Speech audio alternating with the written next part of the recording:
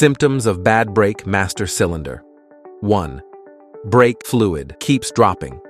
Normally this happens when there is a leak in the fluid lines, and if there are no visible leaks, the brake master cylinder is the one to check. The seals inside the brake cylinder wear out, and the brake fluid leaks into the brake booster. As the fluid is trapped inside the booster, you won't see any external leaks, and whenever the brake fluid gets low, you might see a brake warning light on the dashboard. 2. Brake pedal sinks or feels spongy. Usually, when the brake pedal sinks too far, that means the fluid is being pushed out of the system when pressurized. This happens when the seals inside the cylinder wear out and cannot hold the pressure.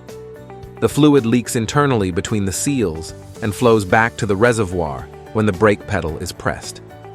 If you feel the pedal feels spongy, which means there is air or water contamination in the fluid lines. 3. Unusual noises when pressing brakes. Brake master cylinder contains a pushing rod, a set of retainers and pistons for its action.